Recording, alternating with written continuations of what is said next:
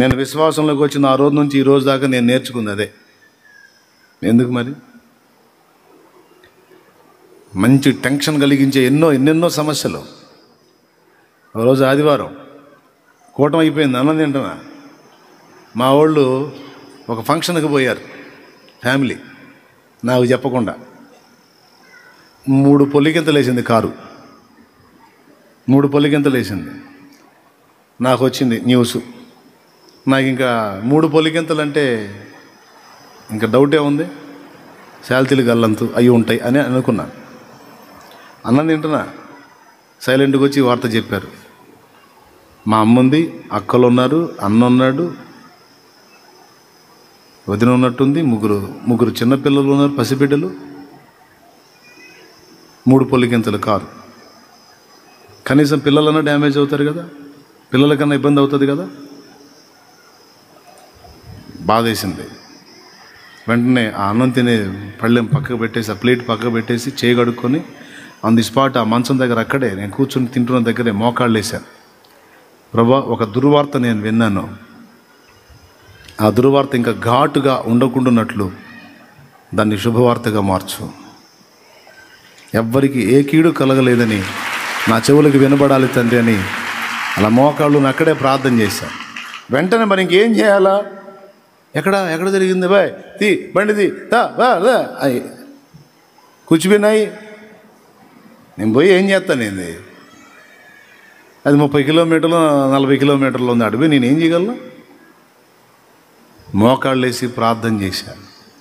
ఒకవేళ వాళ్ళలో ఎవరైనా మృతులైతే, మృతులను సజీవులుగా పిలిచే నా దేవా, ఎవ్వరూ చావలేదు, అందరూ క్షేమంగా ఉన్నారనే మాటే రావాలి. నా తండ్రి గదుని ప్రార్థన చేశాను.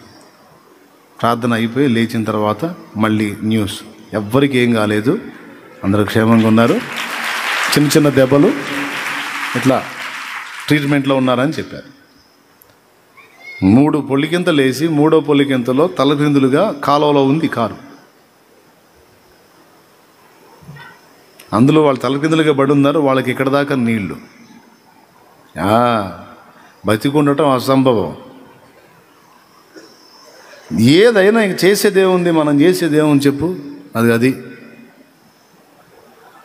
కారు.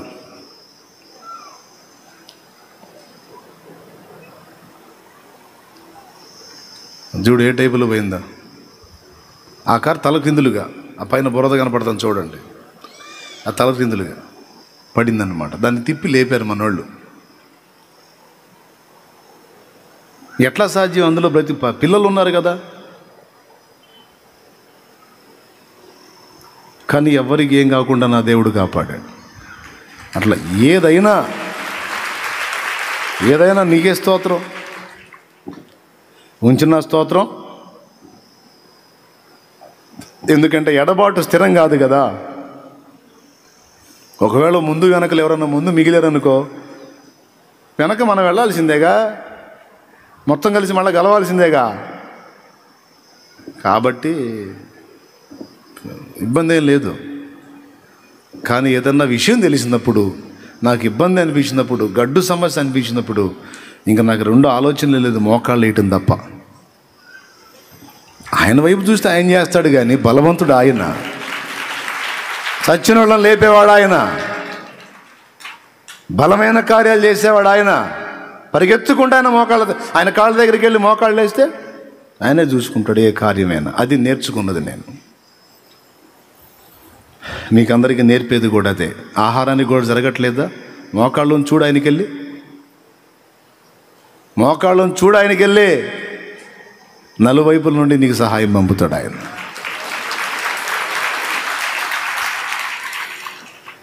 ఒక ఫ్యాన్సీ షాపులో, ఇది ఆహారపు వస్తువులు అమ్మే షాపులోకి వెళ్ళి ఒక తల్లి అప్పడిగిందంట. వాడు మతోన్మాది, అప్పీనన్నాడు. పాప వెళ్ళింది, క్రిస్టియన్ కదా, ఎగతాళి చేయాలని. ఆమె అడిగిన సరుకులన్నీ కట్టి వేరే ఒకటి చేత తీసుకెళ్ళి ఆమె ఇంటికాడికి తీసుకెళ్ళి ఇవ్వరా. ఆమె వచ్చి ఎవరు పంపారు అని అడిగిద్ది. సైతాను పంపాడని చెప్పురా, సైతాను ఇచ్చాడని చెప్పు. తీసుకుంటుందో తీసుకోదో చూద్దాం అన్నాడు. ఆమె తలుపు తీసింది, వీళ్ళు తలుపు కొట్టాడు, తలుపు తీసింది, ఆ సరుకులన్నీ ఆడ పెట్టాడు. ఆ తలుపు తీసి, ఎవరు పంపారయ్యా అంది.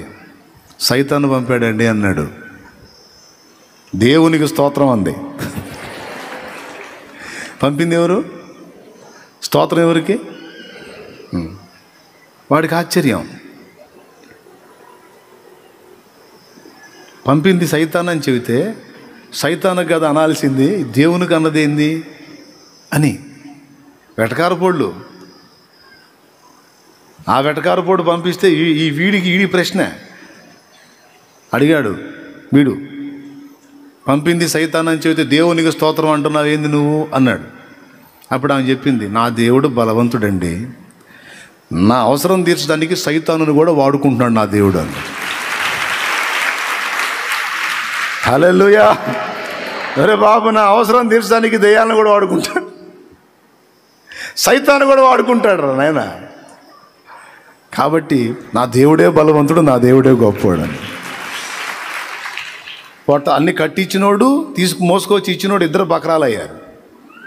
జ్ఞానం, దేవుడి బిడ్డలకి దేవుడిచ్చే జ్ఞానం. హల్లెలూయా. ఆ క్షణమందు ఏం మాట్లాడాలో ఆయనే మీ నోటికి మాటలు అందిస్తాడని ఉంది. మన తెలివి తక్కువ వ్యవహారమే కానీ ఒక్కోసారి మన నుండి ఎదుటోళ్ళకి వచ్చే సమాధానం వాళ్ళకి మైండ్ పోయిద్ది. ఆ సమాధానం ఇచ్చిన మనకు కూడా ఏంది, నాకు ఇట్లాంటి ఇంత డెప్త్గా మాట్లాడాను ఏంది, నేను మనకి ఇంత తెలివి లేదే అనిపిస్తుంది. అది నిజమే, వాస్తవమే. అది నీకు తెలివి లేదు, కానీ నువ్వు ఎవరి మీద ఆనుకున్నావో అతడు జ్ఞానవంతుడు, ఆయన మేధావి. అనిపించిందా లేదా? కొన్నిసార్లు ఇతరులకి నేను అడిగిన వాళ్ళకి నువ్వు ఆన్సర్ చేసినప్పుడు నీకు అనిపించిందా లేదా, అసలు మనకి ఇంత సబ్జెక్ట్ లేదే, ఏంది అసలు అన్ని మాటలు వచ్చినాయి, ఏంది అవతల నోరు మూసాడే, అంత తెలివి లేదే అనిపించలేదు ఎప్పుడన్నా? అనిపించలేదా? అనిపిస్తే చేయొచ్చగా. ఎట్లా చెప్పావు? దేవుడే ఆ టయానికి ఆ మాటలు నీ నోట ఉంచాడు. అందుకే విన్నోడికి ఆశ్చర్యం అటు పక్కన పెడితే పక్కకు వచ్చిందాక నీకు ఆశ్చర్యమే, ఏంది మనం ఇంత డెప్త్గా పట్టాడు. ఏంటిది? ఆయన సహాయం, జ్ఞానం. ఆయన జ్ఞానమందు విశ్వాసం ఉంచాలి. ఆయన బలవంతుడు, ఆయన శక్తి గొప్పది, ఆయన జ్ఞానం గొప్పది. ఆ జ్ఞానవంతుడైన దేవుడు నీ జీవితాన్ని నడుపుతున్నాడు, గుర్తుపెట్టుకో. జ్ఞానవంతుడైన దేవుడు నీ జీవితాన్ని నడుపుతున్నాడు, జ్ఞాపకం పెట్టుకో. వంకలు పోతున్నట్టుందా? నీకు అట్ట అనిపిస్తుంది. కరెక్ట్గా ఎలా వెళ్ళాలో అలానే తీసుకెళ్తాడు ఆయన. ఏమేమవుతుందో అర్థం కాకుండా గలిబిలి గందరగోళం గజిబిజిగుందా? నీకు అనిపిస్తుంది అట్లా? నీకు అంతే అనిపించాలి మరి.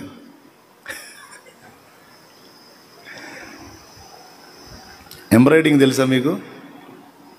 తెలుసా? ఎంబ్రాయిడింగ్ తెలుసా?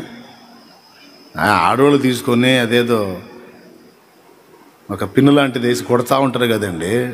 చెట్లు, ఆకులు, అవన్నీ పూలు అవన్నీ కొడుతూ ఉంటారుగా క్లాత్ మీద.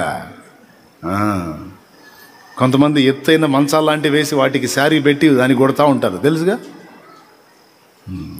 ఒక కొడుకు తల్లిని అడిగాడట. ఎందుకంటే ఆ కొడుకు మంచం కింద చూస్తున్నాడు. మంచం కింద చూస్తే ఎప్పుడు చూసినా అంత వేస్టేజ్ కనపడుతుంది కింద గందరగోళంగా. మా అమ్మ రోజు ఈ పని చేస్తుందండి, పిచ్చి పని. చక్కగా నేను ఏమైనా పని చేస్తే అర్థం ఉండాలి, కింద నుంచి చూస్తే అంతా నేను ఎన్నో రోజుల నుంచి చూస్తున్నాను, మా అమ్మ పని కట్టుకుని కష్టపడుతుంది, ఏందో గజిబిజి గందరగోళంగా. ఓ రోజు ఉండబట్టలేక తల్లిని అడిగాడు, మమ్మీ ఏంటి మమ్మీ నువ్వు చేసేది పిచ్చి పని, ఏంటి మమ్మీ ఆ దారాలు ఏంది మమ్మీ అన్న. దారాలు ఏంది నాన్న, నేను ఆర్ట్ వేస్తున్నాను రా, ఆర్ట్ కొడుతున్నాను అంది. ఏం ఆర్ట్? నాకు ఇక్కడ చూడు ఒకసారి, ఏం అర్థం కావట్లేదని. ఓ అని చెప్పి చొక్కా పట్టుకొని పైకి లేపిందంట. పొట్టివాడు చొక్కా పట్టుకొని పైకి లేపింది. పైకి లేపితే ఆమె ఏమేమి ఆర్ట్ వేస్తుందో మొత్తం నీట్గా, అద్భుతంగా, రమ్యంగా, పూలు, ఆ చెట్లు, అవి ఏవైతే ఉన్నాయో దాని మీద, శారీ మీద మొత్తం. అరే మమ్మీ ఏంది ఇంత డిజైన్, ఇంత అందంగా ఉంది ఏంది? మరి నాకు కింద నుంచి ఒట్టి దారాలు గందరగోళంగా కనపడుతున్నాయి. నీ ఉన్న స్థితి నుంచి చూస్తే అంతే కనపడిద్ది నాయన, పైకి వచ్చి చూడాలా, ఇటు నుంచి చూస్తే అప్పుడు వైనంగా కనపడిద్ది అన్న. మనందరి జీవితాలు, మనందరి బ్రతుకులు మన వైపు నుంచి చూస్తే గజిబిజి గందరగోళమే. ఎటు పోతున్నావో, ఏమవుతున్నావో, ఏం జరుగుతుందో ఏం అర్థం కానట్టే ఉంటుంది. కానీ ఒక్కసారి నువ్వు దేవుడిని అడిగితే, ఏం జరుగుతుంది నాయన అని అడిగితే, నీ చొక్కా పైకెత్తి ఆయన చూపిస్తాడు. చూడరా నీ లైఫ్ అని. ఎలా రావాలని నేను అనుకున్నాను అలానే నేను నడిపించుకుంటున్నాను. వర్రీ కావద్దు. ఏ మజిలీకి ఏది అందాలో, ఏ టయానికి ఏది నీకు దక్కాలో మొత్తం నేను ఏర్పాటు చేశాను. నీ జీవితం నా చేతుల్లో ఉంది. అది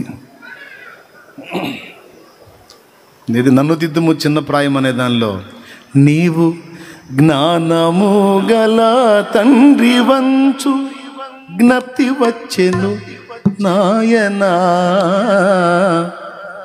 ఏం పదాలు పెట్టాడండి ఆ పెద్ద ఆయన, మంగమూరి దేవదాసయ్య గారు.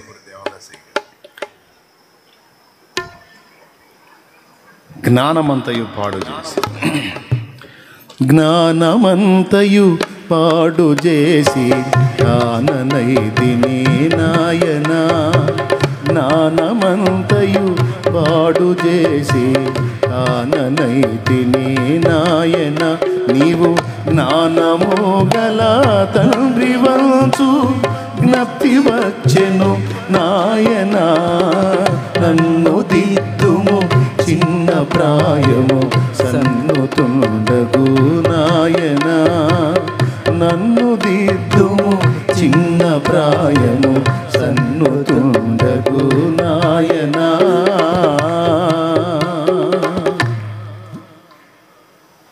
నా లైఫ్ నేను ఓన్గా డిజైన్ చేసుకొని ఓన్గా నడిపించుకున్నప్పుడు చావు దగ్గరలోకి వెళ్ళా. మన సొంత డ్రైవింగ్, లైఫ్ సొంత డిజైన్, నేరుగా పోయి చావు దగ్గర ఆగింది. ఇంకేం కనపడలే, అదే ఒక్కటే కనపడుతుంది.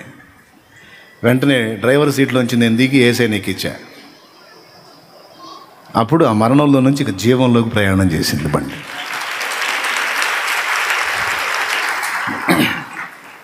అందుకే మలుపు అని పాడుకున్నా. తులువనైన నాకు ఇంత విలువ కలిగేనని, తూలి రాలిపోయే బ్రతుకు వింత మలుపు తిరిగేనని ఊహించలేదయ్యా ఈ జీవితం.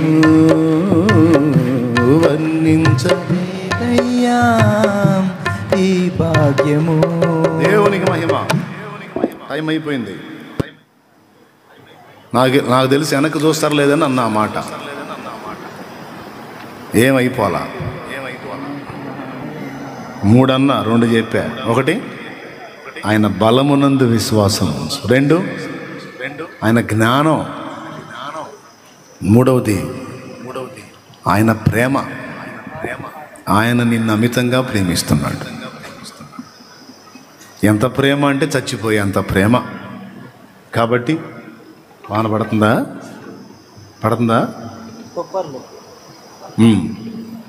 ఆగిద్దిలే పోవటం అయిందాక. స్తోత్రం. 3వది ఆయన నిన్ను ప్రేమిస్తున్నాడు. 4వది కూడా చెప్తా, ఆయన సమయం ఉంది. ఆయన సమయం ఉంది, నీ సమయం కాదు. ఆయన సమయం ఉంది. ఆ సమయమునందు విశ్వాసం ఉంచు. దేవునికి మహిమ. హల్లెలూయా. తండ్రి నీకు స్తుతి స్తోత్రం, స్తుతి స్తోత్రం, స్తుతి స్తోత్రం. ఈరోజు నీవు మాట్లాడిన ప్రతి మాట కొరకై వందనా.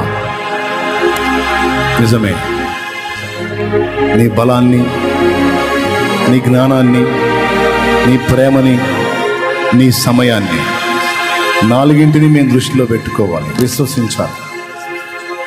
విశ్వసించినప్పుడు కలవరం లేదు, సిగ్గు లేదు. నా ప్రభా, నా బిడ్డలు, సోదరి సోదరులందరినీ బట్టి స్తోత్రమయ్యా. ఈరోజు మాట్లాడిన ప్రతి మాట వారి హృదయాల్లో స్థిరపరచు. దుష్టుడు ఎత్తుకొని పోకుండా వాడిని గద్దించి దూరపరచు. కృంగిన స్థితిలో ఉన్న వారిని లేవనెత్తు. నా దేవుడు ఉన్నాడు. ఇంతవరకు నా సొంత డైరెక్షన్లో నా జీవితం నడిచింది. చావు గోతికి సిద్ధమయ్యాను. ఇక నా జీవితాన్ని నా ప్రభు చేతికి అప్పగించుకుంటాను. ఆయన నాయకత్వంలోనే నేను నడుస్తాను, ఆయన మీదే ఆనుకుంటాను అని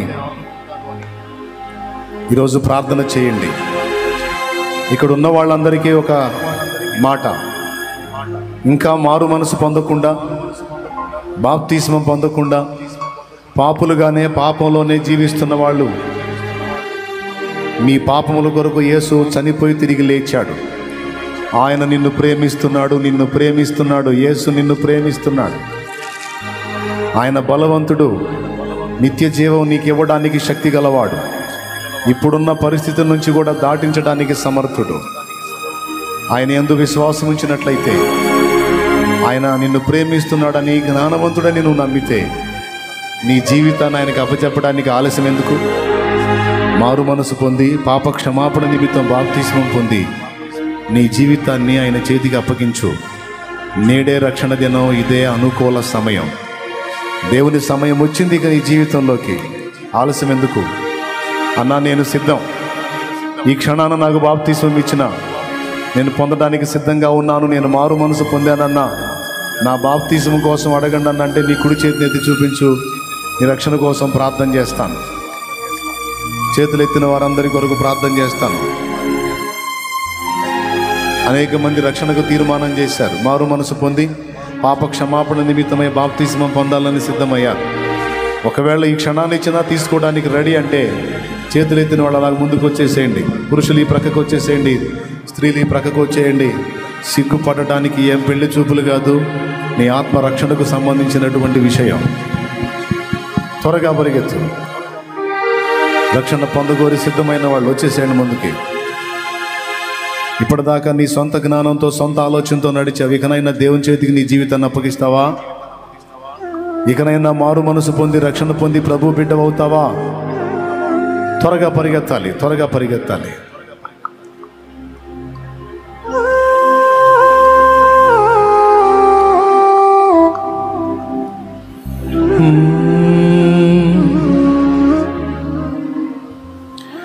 మనుషుల మనసులలో ఏ చోటు లేకున్నా మంచిదైన నీ మదిలో నాకు చోటునిచ్చావు. రక్షణ పొందగోరిన వాళ్ళు వస్తున్నారు, త్వరగా వచ్చేసేయండి. స్త్రీలు ఈ పక్క నిలబడండి, పురుషులు ఈ ప్రక్క. మనుషుల మనసులలో ఏ చోటు లేకున్నా మంచిదైన నీ మదిలో నాకు చోటునిచ్చావు. పలుకరించు వారెవరు నాదరికి రాకున్నా నన్ను పలుకరించగా పరితపిస్తూ ఉంటావు. కంటి పాపలా నన్ను కాపాడుకుంటావు. కంటి పాపలా నన్ను కాపాడుకుంటావు. చంటి పాపలా నన్ను చంకనెత్తుకుంటావు. చంటి పాపలా నన్ను చంకనెత్తుకుంటావు. చంకనెత్తుకుంటావు. ఊహించలేదయ్యా ఈ జీవితం, వర్ణించలేనయ్యా ఈ భాగ్యము. ఊహించలేదయ్యా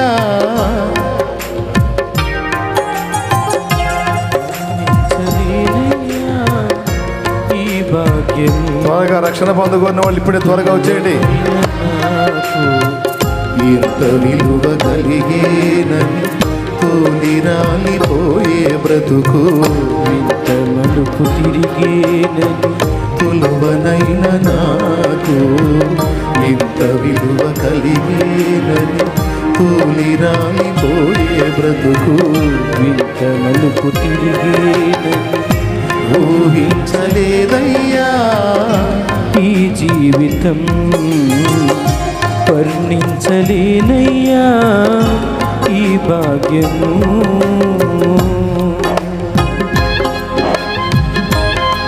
ఆ చివరి నుంచి వచ్చేవాళ్ళు త్వరగా రావాలి. చిన్నగా నడవద్దు, లేట్ అవుతుంది.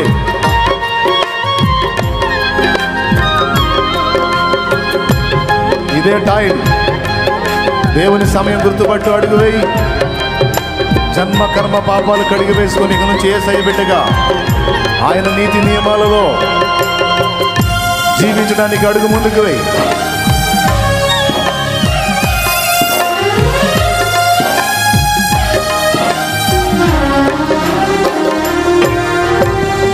అపరాధిని నన్ను ప్రేమించి ఆసక్తితో నన్ను పిలిచి నీ దివ్య రక్తముతో నిలువెల్ల కడిగావు.